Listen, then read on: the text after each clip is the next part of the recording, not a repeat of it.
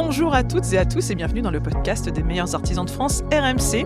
Le podcast fait avec les artisans et pour les artisans. La preuve, je m'appelle Mariette et je suis moi-même menuisière. Au gré des épisodes, ce podcast va parcourir les régions pour aller à votre rencontre. Et aujourd'hui, le podcast fait étape à Saint-Brieuc grâce aux équipes de l'agence Kiloutou qui nous accueillent. Et merci pour cela. Aujourd'hui, nous allons aborder une question que tout artisan s'est déjà posée à un moment dans sa carrière. Comment trouver de nouveaux clients ? Pour parler de ce thème, qui intéresse autant les artisans en cours d'installation que les plus anciens, j'ai le plaisir de recevoir autour de l'établi deux invités qui pourront partager leur expertise, leurs expériences. Il s'agit de Christelle Georget, fondatrice du site Antartisan, et de Emilien Couvert, finaliste des meilleurs artisans de France RMC, aussi connu sous le nom de Le Maçon Breton sur les réseaux sociaux.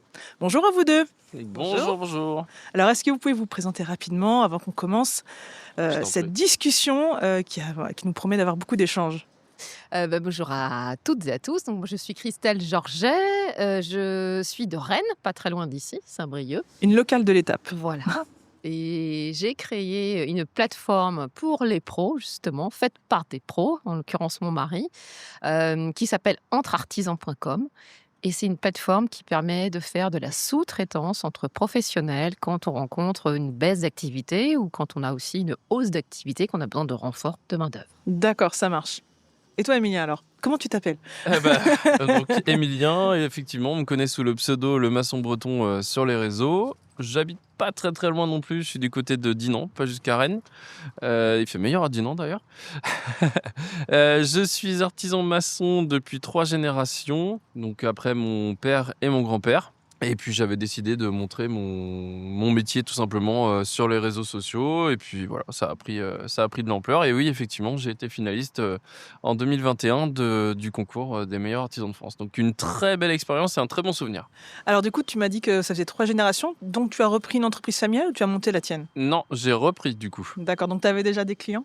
Ouais, oui, c'est vrai, c'est ça plus facile. Ça facilite un peu la vie. C'est un peu plus facile, ouais. J'avoue, ça, voilà. Je partais avec de bons éléments, j'avais déjà un dépôt, du matos, donc c'est plus simple, mais après, il faut faire perdurer la suite donc, de l'entreprise, donc voilà.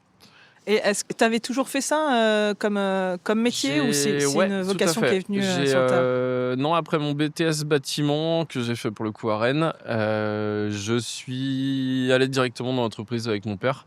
J'avais travaillé dans un gros groupe qui s'appelle Legendre, que beaucoup connaissent forcément.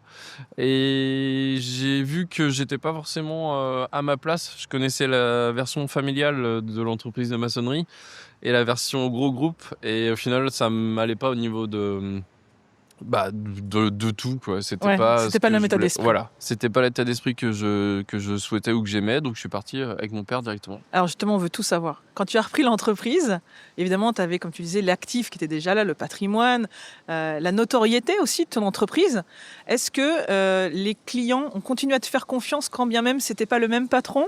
Comment ça se passe ? Parce que c'est vrai que des fois, quand il y a un changement de propriétaire, comme on dit, ça peut avoir un impact sur la clientèle. Il n'a pas arrêté tout de suite. Donc si tu veux, il y a eu toute une période, donc il a arrêté il n'y a pas si longtemps que ça, il y a une bonne année maintenant qu'il est en retraite. Donc après il a fait traîner le plaisir. Voilà.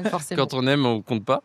Mais non, au début, les gens, après ils sont rassurés puisque mon père leur disait, là c'est mon fils qui va faire le dossier. Il y avait le petit tuilage qui aidait à rassurer. Donc il n'y a pas de problématique particulière. Et puis je passe bien, comme lui je passais bien avec tout le monde. Donc non. T'étais jeune quand t'as repris qu'il est parti ? Là donc je suis revenu avec lui, donc j'avais dans l'entreprise j'avais 20 ans et après j'ai repris, du coup non, j'avais 35 ans, donc tu vois, j'ai eu le temps j'ai fait 15 ans quand même avec lui.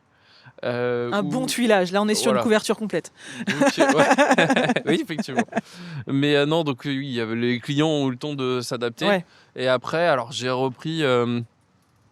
repris, moi, quand je suis revenu, il avait plus qu'un salarié et on est monté quand même jusqu'à 10. D'accord. Donc c'est moi qui ai la preuve que tu avais quand même des clients derrière.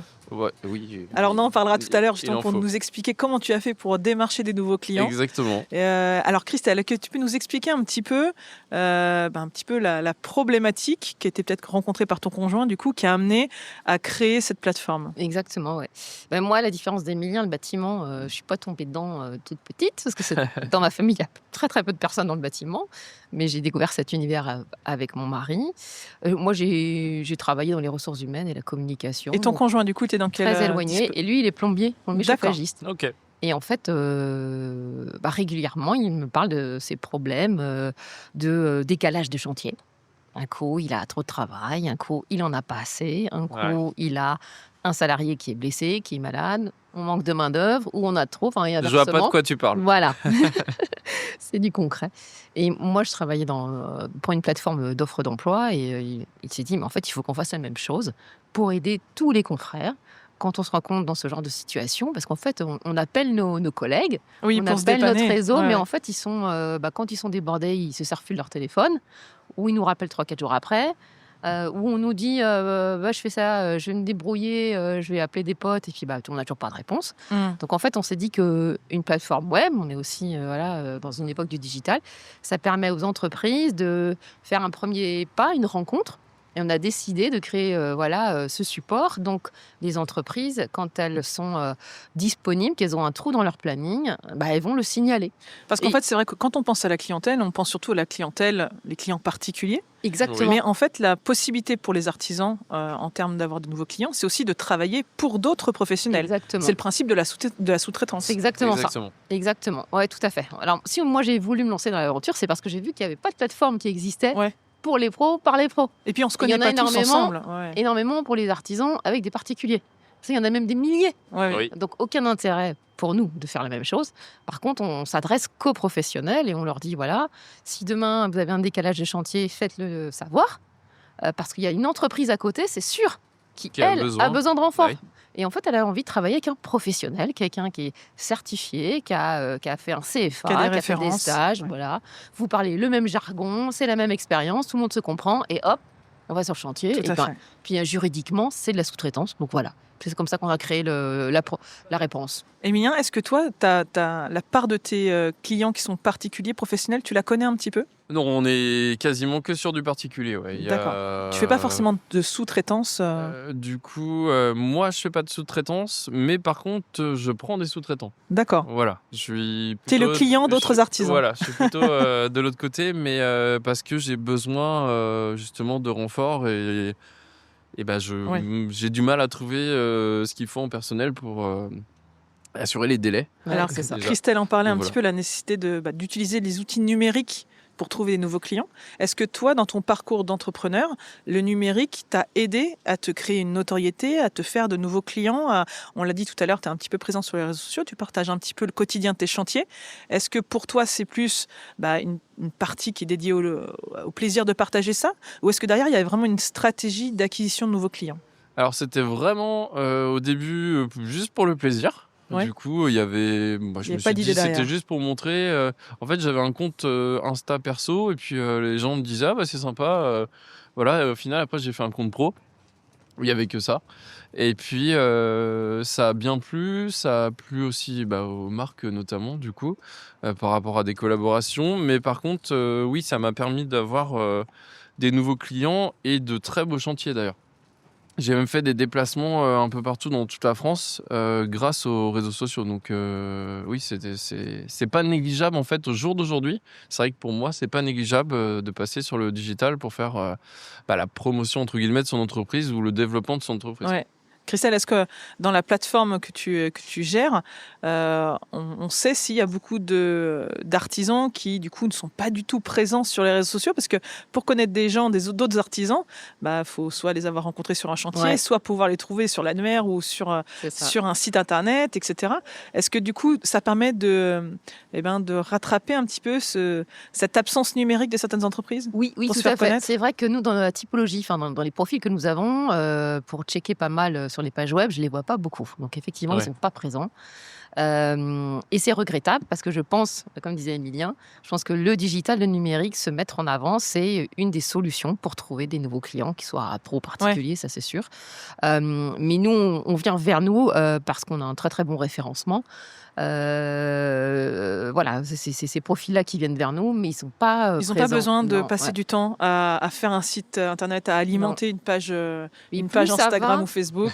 Non, Mais non. pour autant, ils sont présents, ils peuvent facilement être identifiés et puis Ouais. référencés, quoi. Ouais, c'est ça.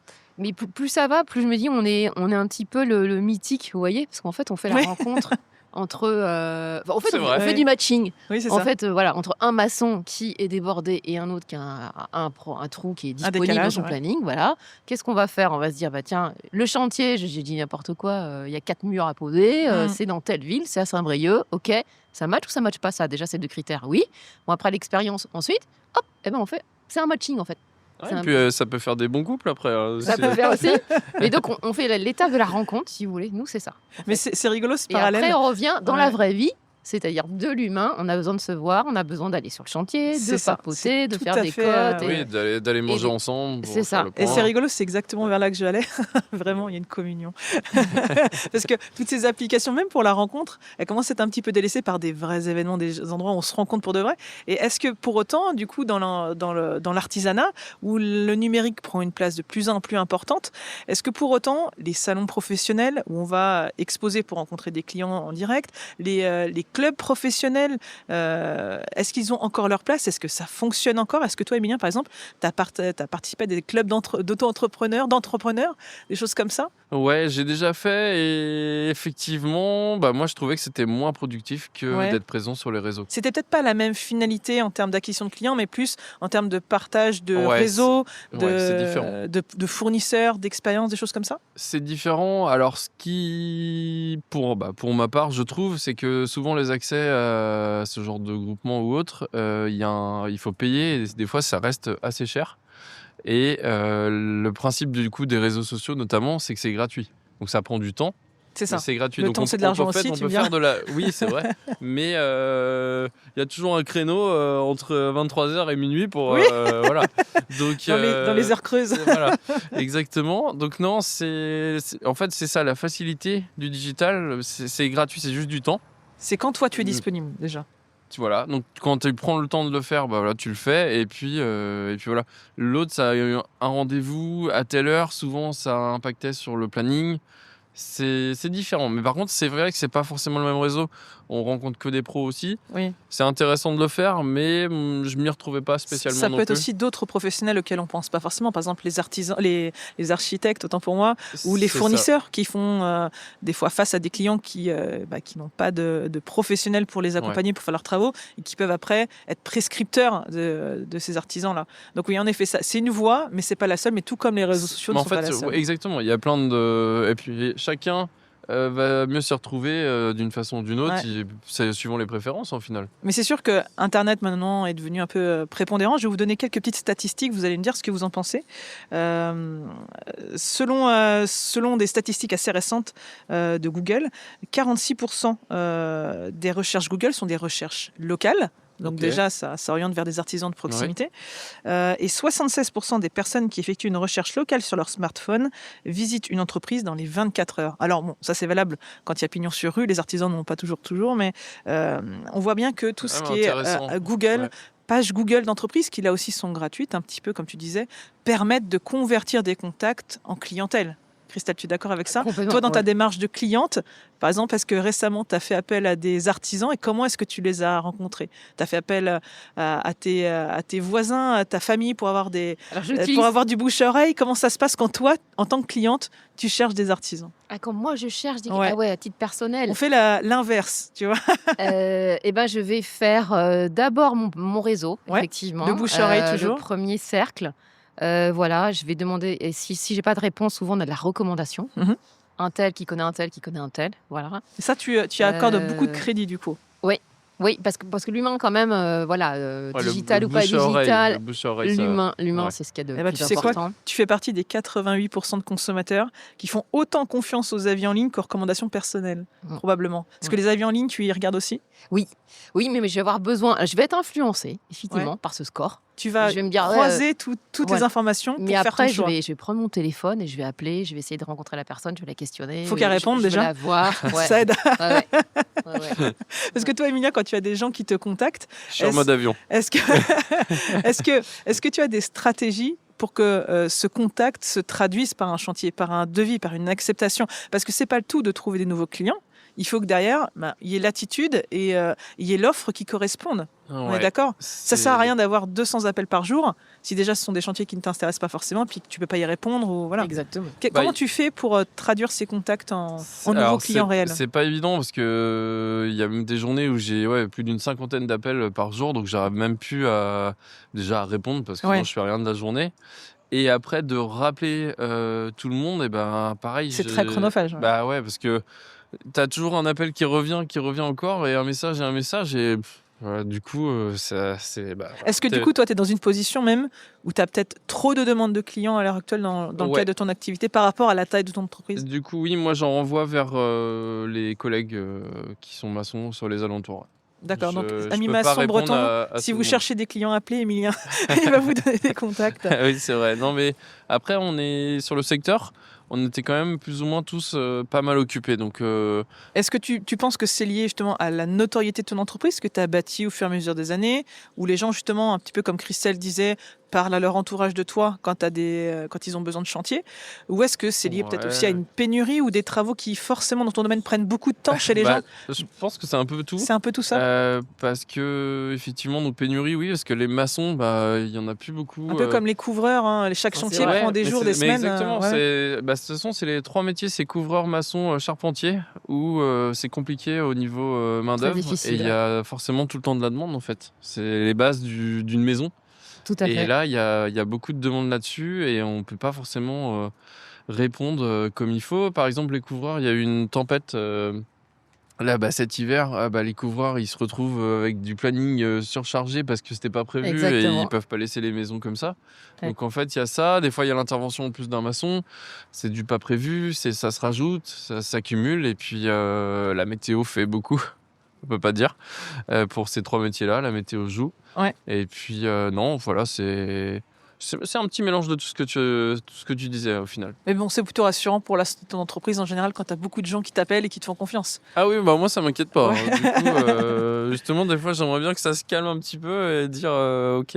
Oui, parce que l'idée, c'est pas forcément toujours d'agrandir l'équipe pour répondre toujours aux besoins. Tu veux peut-être aussi rester dans une taille humaine de ton Je entreprise. suis même en train de réduire moi l'effectif parce que je me suis rendu compte que passer 10 salariés, c'est plus facile. C'est plus difficile justement à gérer. Il y a beaucoup plus de social. Du matériel, c'est il y a ça qui est beaucoup de plus choses. complexe. Il y a plus de matériel. Bon, ça on l'avait quand même, mais plus de véhicules, plus de dépenses. Oui. Et au final, tu t'y retrouves pas forcément plus. Donc, Surtout quand toi, tu aimes rester sur les chantiers. voilà, donc oui, moi je suis quand même sur les chantiers. En plus, j'aime bien faire les vidéos et tout, donc je le montre. Et donc ouais, là, je suis en train d'essayer justement de restructurer un petit peu tout ça et pas trop m'éparpiller, parce que je voyais là que j'étais un peu éparpillé un peu partout et c'est moins productif. Ouais. Donc voilà, pas évident. C'est sûr. Christelle, ton conjoint, du coup, avant que la plateforme elle existe, Oui. est-ce qu'il t'avait partagé un petit peu des astuces, lui, qu'il avait mis en œuvre pour retrouver de nouveaux clients? Parce qu'après, tu lui as mâché le travail.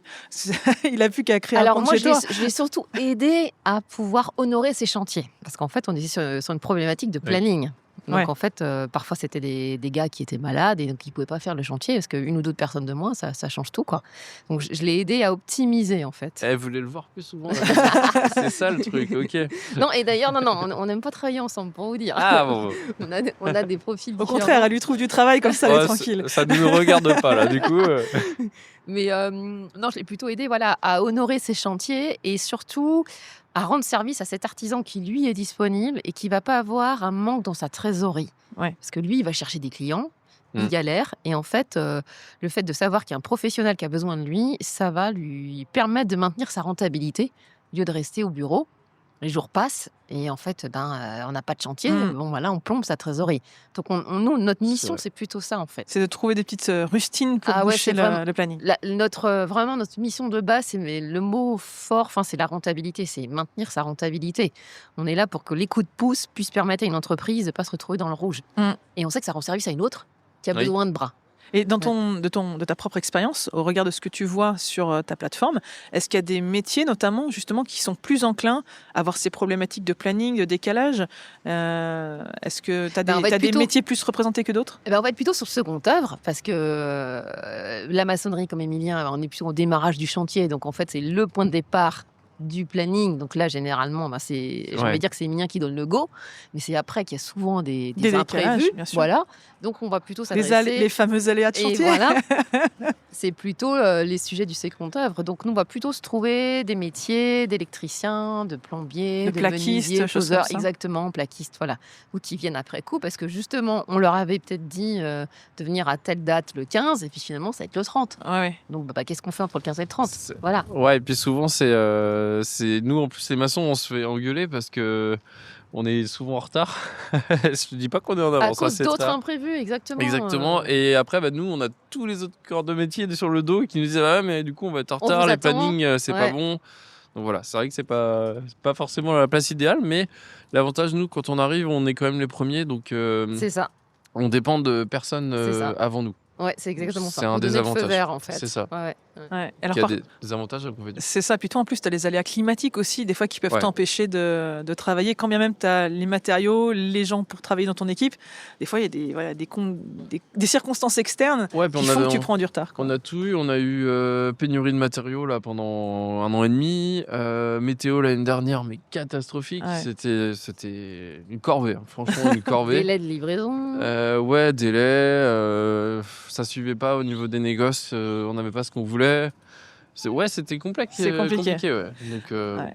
Alors du coup, Christelle, sur la plateforme que tu gères, c'est une bonne analyse en fait de l'écosystème de l'artisanat.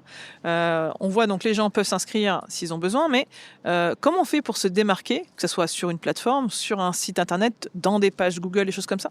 Comment est-ce qu'on peut faire pour se démarquer, pour attirer l'attention des clients?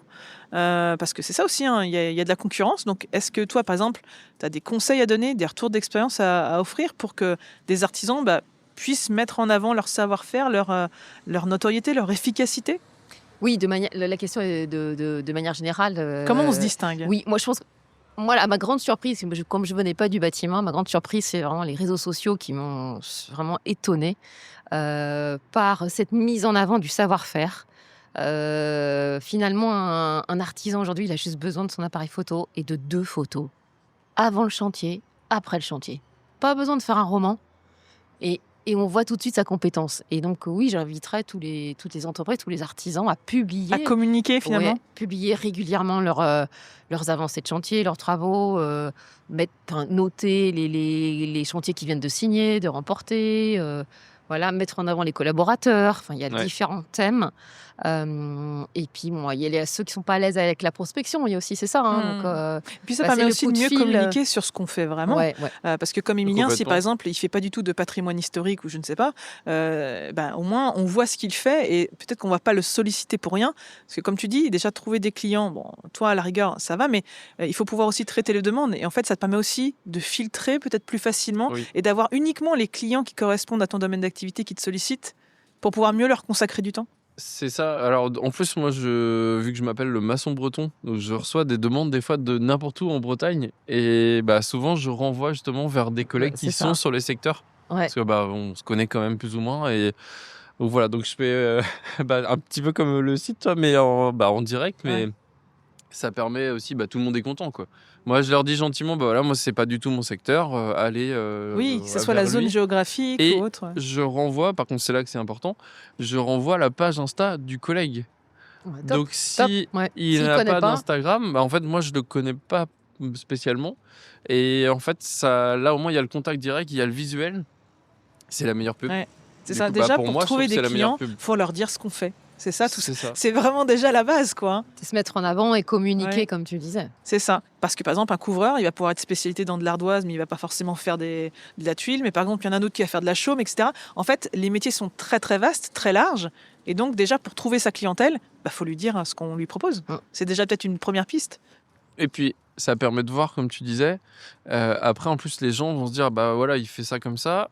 Ah, mais c'est pas vraiment comme ça que nous on veut. Donc en fait, ça correspond peut-être pas à ce qu'on recherche. Et on va plutôt aller vers lui qui fait vraiment ce qu'on voulait, quoi. C'est ça. Donc ça Ouais. permet aussi de filtrer. Eux, les gens voient, ils se disent, ok, ça va, ça va pas. Alors que c'est sur les pages jaunes, c'est marqué maçon. Ok, Oui, c'est très c'est général. vague. Du coup, tu vois pas vraiment ce qu'ils réalisent. Ouais. Nous, on est spécialisé par exemple dans la pierre. Il y a plein de maçons en Bretagne qui ne posent pas de cailloux, ils vont faire que du parpaing ou autres matériaux. Donc oui, ça permet de filtrer. Ah oui, c'est vrai, parce que la comparaison avec les pages jaunes ou tout autre référentiel, c'est vrai que c'est très vide quelque part. C'est une liste. C'est Et puis, complètement. c'est comme aller C'est chez très succinct. C'est comme chercher un dentiste avant Doctolib, en fait. On prenait les noms, mais c'était au hasard. Ouais, et Ouais. puis Donc, il en y a fait, si on peut voir deux, trois photos, ouais, voilà, c'est ça. Ouais. c'est mieux. Ouais. Alors Christelle, est-ce que du coup, investir dans de la publicité aussi pour avoir de la visibilité, ça c'est surtout quand on est en démarrage d'activité ou qu'on change de région, est-ce que ça peut être une bonne piste aussi pour se faire connaître ? Oui, forcément. Mais je dirais que là, attention, parce qu'il y a quand même un petit peu des charlatans. Il faut peut-être cibler aussi la zone géographique, Ah comme ouais, en ouais. parlait Emilien. Il y a un peu tout et n'importe quoi, je trouve. Ouais, c'est vrai. Je conseillerais plutôt de mettre toute son énergie sur un bon Instagram, l'alimenter régulièrement, une fois par semaine déjà, que de C'est mettre moins coûteux, exactement, que de mettre un lien sponsorisé qui coûte 100 euros, je sais pas quoi, ou des fois on se fait arnaquer parce que c'est presque 10 euros le clic. Et là, ça va très très vite. Hein. Il y a beaucoup d'entreprises qui se sont fait avoir. Il y a tout et C'est ça, n'importe quoi oui. dans les tarifs. Si on a un bon budget, bah oui, allons-y, pas de problème. On peut se le permettre. Ouais, mais si on a du budget, ça veut dire qu'on n'a pas besoin de pub. Voilà. Après, il faut Du coup. suivre aussi, exactement, mais il faut suivre Souvent, c'est aussi ça. les retours derrière et les stats, en fait. Hein, parce Oui, que c'est il ça. suffit Oui. pas de mettre En 5 plus. 000 euros par mois. Oui, puis il faut peut-être Combien mieux- ça et génère puis il faut sur le peut-être retour. cibler aussi et puis faire appel aussi au local. On l'a vu tout à l'heure dans les statistiques, les gens qui font des recherches cherchent souvent des artisans du coin, ou des Ouais. entreprises locales. Donc en fait, plutôt que de cibler des publications qui vont toucher l'ensemble du pays, peut-être voir le journal communal, voir le média local, que ce soit radio, que ce soit la presse locale, etc. Ça permet aussi de se faire connaître et puis, là encore, de cultiver sa notoriété, hein, tout simplement. Ça marche toujours. Hein. Enfin, moi, j'ai encore reçu l'autre jour un petit guide à la maison. Il y avait une fête populaire. Tout, les petites étiquettes sponsorisées de tous les professionnels du bâtiment étaient présents. Le fameux calendrier des pompiers, peut-être. C'est un peu ça, non? Mais il y a Ouais. tout. Ça aide. Non, mais Ça c'est- Mais aide, ça aide. pourquoi? Parce que visuellement, on va voir le logo de l'entreprise. Et puis après, on va voir les camions qui sont floqués quand on se déplace. Et ça, c'est la proximité, c'est local. Et donc, Ouais. souvent, moi, d'ailleurs, je connais un artisan qui me dit j'ai jamais osé floquer mon camion, je vais le faire. Je lui dis oui, bien sûr, c'est la base. C'est la Alors. base. Parce que... Est-ce que tu as Moi, ils floqué sont tes même pas camions floqués parce que sinon j'ai trop d'appels. Et moi, ma prospection, je vais vous dire, les meilleurs endroits, c'est sur la 4 voies. Parce que je vois tous les camions. Et je Ouais, me c'est dis, vrai. lui, je connais pas. Lui, je connais. Voilà. En fait, tous les particuliers vont voir le nom des professionnels. C'est de la répétition. Après, ça va Ouais. être dans le journal local. Après, ça va C'est être ça. un peu sur les réseaux sociaux. C'est un ensemble. Sinon, faut aller manger au restaurant ouvrier le midi. Et là, Voilà, pareil, ouais. Voilà. on voit les camions des Et artisans. puis, il ne faut pas oublier aussi les anciennes méthodes qui fonctionnent toujours. La carte de visite dans la boulangerie, chez les commerçants locaux. Moi, personnellement, c'est une chose que je fais de temps en temps et ça fonctionne extrêmement bien. Tout à fait d'accord. Surtout Tout à fait qu'après, d'accord. ils en Ouais. parlent au comptoir avec la personne. Ah, mais oui, etc. On c'est- peut dire que ça fonctionne encore et ça fonctionnera encore longtemps. Et Ouais. puis surtout qu'il y a certaines populations qui ne vont pas sur les réseaux. On va pas se le cacher. Exactement. Il y a des clients, qu'ils soient jeunes ou moins jeunes, qui ne sont pas sur les réseaux sociaux. Et donc, ces personnes-là, il faut aussi Ça arrive penser encore. à eux et arriver à les toucher, à les connaître, à les voilà. C'est- à se Et faire puis voilà. les cartes, connaître les auprès cartes d'eux. de visite, c'est une sorte de caution, vous savez. Moi, mes parents, c'est pareil. L'autre jour, ils cherchaient quelqu'un pour isoler. Quand j'ai donné des cartes, des noms, il y a un côté, ça donnait quelque chose de sérieux. Parce que si j'avais donné un nom, t'appelles monsieur machin, en fait, on s'identifie pas. Là, on voit le logo, on voit où est-ce qu'il habite. Il y a un numéro de téléphone. C'est sérieux, parce que des fois, il y en a qui n'ont même pas ça. Oui, c'est vrai. Et d'ailleurs, C'est une sorte petite de caution. astuce, si vous êtes artisan, quand vous avez fait vos rendez-vous, n'hésitez pas à donner des cartes de visite supplémentaires. Comme ça, ils deviennent prescripteurs, vos clients eux-mêmes. C'est du bouche-oreille, mais qui se concrétise par un petit élément où il y a tous les moyens de contact. Voilà, que ce soit le mail, l'adresse, Exactement. etc. De toute façon, s'ils sont contents du travail, s'ils sont satisfaits, ils vont faire la pub naturellement. Ouais, c'est Y a ça. pas de- Pour avoir des bons clients, faut que d'autres clients nous recommandent. C'est ça. C'est ça, C'est une des Oui, stratégies en à fait, employer. sinon, c'est vraiment le bouche à oreille, le Ouais. premier canal. C'est vraiment ça. Ouais. complètement. Alors, est-ce que vous avez une idée du client idéal? Toi, pour ton entreprise, Emilien, ça se passe comment? C'est quoi ton client idéal? Le client idéal, qui est pas forcément trop sur notre dos. Ça arrive des fois. T'es là, t'es en train de bosser et toute la journée, le client il va être derrière toi. Toute à regarder ressemblance ce que avec tu des fais. événements s'étant passés sur les chantiers Oui, d'Emilien est purement fortuite. Voilà. Non, mais c'est déjà arrivé. Après, si je vois que ça se passe comme ça, au bout d'un moment, je dis au client gentiment, je dis écoutez, voilà, on s'est pas forcément très à l'aise de rester derrière nous comme D'être ça. observé. Voilà. Vous pouvez venir de temps en temps si vous voulez, il y a pas de souci. Mais ça Mais il y a dérange des un petit peu limites, tout le monde bien et sûr. les équipes, donc c'est vrai que ça fait un peu. On a l'impression d'être espionné, quoi. Voilà. ouais. Donc, mais des fois, c'est pas méchamment. Hein. Ils ont juste envie de voir, mais bon, voilà, sur le Il principe. faut mettre un petit peu des limites parfois dans la relation. Voilà. Et non, un bon client, déjà qui paye en temps et en heure, Oui, c'est à la base. Parce que ça, souvent, c'est compliqué. Obligé de relancer de l'énergie pour aller récupérer les dus. C'est ça, il ne faut pas non plus prendre tous les clients à tout prix. Non. Quand on a la possibilité, il faut... Si voilà. on voit que c'est compliqué dès le devis ou ça veut déjà négocier, voilà. Moi, c'est vraiment très Il faut rare faire confiance à son que instinct d'entrepreneur. que je fasse reprise sur le devis ou je fais une remise ou autre. Parce que j'estime que ça a un coût, ça coûte temps. Bien sûr. Après, des fois, on est en concurrence avec plusieurs artisans et que le dossier il est à 5 minutes du dépôt, là pourquoi pas, mais c'est rare quand même. Ouais. Christelle, c'est vrai que des fois on est un petit peu tenté de casser les prix pour avoir des chantiers, surtout quand ce sont les premiers de l'entreprise et qu'on a besoin de remplir le planning. Est-ce que c'est une bonne idée de casser les prix? Et là aussi, ça donne peut-être une mauvaise image, le fait de... c'est dur ça. Éternel sujet qui Ouais, se tape pas évident. depuis des Puis là encore, décennies, après le mais- bouche-oreille, ça sera j'ai négocié, il a cédé. Ça donne pas une bonne image aussi. Ouais, franchement, Mais il faut avoir trop- des prix justes. C'est trop néfaste pour le marché du bâtiment, en fait. C'est trompeur pour les clients qui sont des particuliers, qui Oui, ne savent plus quel est le juste prix. c'est vrai en plus. Et l'artisan qui va proposer le devis avec le bon prix, le juste prix, parce qu'il a bien calculé sa marge et ses coûts, sa masse salariale, c'est peut-être celui qui va payer le prix fort. On va dire, c'est quelqu'un qui nous arnaque, vous avez vu, il a mis 10 000 euros de plus. Alors que c'est pas vrai, c'est celui qui pilote bien son entreprise. Et là, les clients, en fait, moi je sais que mon mari, c'est ce qu'il fait, il présente le détail de son devis. Il ne faut pas juste mettre un chiffre générique. Oui, parce c'est que... pas le cas de tout le monde. Ouais, parce que les clients sont quand même en mesure de comprendre le fonctionnement d'une entreprise. Il faut prendre du temps pour expliquer le devis. Il y a un mais souci de transparence derrière, de pédagogie en fait, dans le fait d'expliquer ce que ça coûte un chantier. C'est Et ça. c'est vrai que ça peut aider aussi à rassurer les clients et à ce qu'ils deviennent vraiment des clients. C'est ça, Tout à fait. exactement. Ouais, ouais. puis après, les coûts de structure sont différents. Une entreprise comme moi va avoir des coûts supplémentaires par rapport à une entreprise où il y a un salarié C'est ou, ça. voilà, C'est ça. ou juste un artisan. Et comme un gros groupe, comme je disais tout à l'heure, a des coûts beaucoup plus conséquents. Incomparable, ouais. Donc, c'est pas forcément les mêmes prix. Après, moi, je conseille toujours de faire 3 devis. Pour avoir un comparatif, voilà. Comme ça permet aussi de se situer soi-même. Et puis les gens peuvent être rassurés ou pas. Souvent, sur 3 devis, il y en a 2 qui sont plus ou moins au même prix et un qui est soit beaucoup plus haut, soit beaucoup plus bas. Exactement. Donc là, il faut se poser des questions, quoi. Exactement. Voilà, ça marche. tout simplement. Ouais. Eh ben, écoutez, merci beaucoup pour ces retours d'expérience. On va peut-être conclure avec un conseil. Si demain vous avez un jeune entrepreneur ou un moins jeune entrepreneur qui se reconvertit, qui s'installe à son compte, quel serait le conseil que vous lui donneriez pour trouver des nouveaux clients? La première chose à faire. Faire un compte Instagram. Moi, je dirais, alors, je rejoins Emilien, et ensuite, je dirais ne pas oublier de passer un coup de fil et d'aller se présenter. En vrai. Voilà, Ouais. bonjour, je suis un tel et voilà, je viens de m'installer. Enfin, le numérique nous aide énormément, nous facilite les tâches énormément, mais en fait, on revient toujours à l'humain. Donc, je pense qu'il faut Toujours. compléter ces...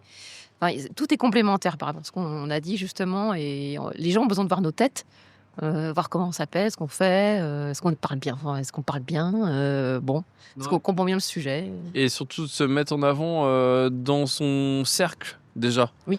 De dire à ses proches, bah voilà, je m'installe. Exactement. C'est la meilleure pub au final. Donc, et eux vont toucher leur cercle à eux. Et ça peut aller assez vite. Hein. Ouais, c'est ça, c'est se Donc présenter. Ouais. voilà. Exactement. C'est plus Eh simple. ben, écoutez, on espère que tous ces conseils auront servi à nos auditeurs. D'ailleurs, pensez à vous abonner à ce podcast pour ne pas manquer les prochains épisodes. Et même, Émilien, tu avais fait la compétition des meilleurs artisans de France RMC il y a Oui, quelques années. tout à fait. Est-ce que tu as prévu de t'inscrire pour la prochaine édition? Parce que là, tu peux le faire en ligne. Ça y est, c'est parti. On va en discuter. On en parlait tout à l'heure là, avec les équipes et à suivre. Bon, À bah, suivre, écoutez, à suivre. N'hésitez pas à vous inscrire pour défier Émilien à la prochaine édition du concours. À très bientôt. Bye bye. Merci beaucoup. Salut à tous. Merci.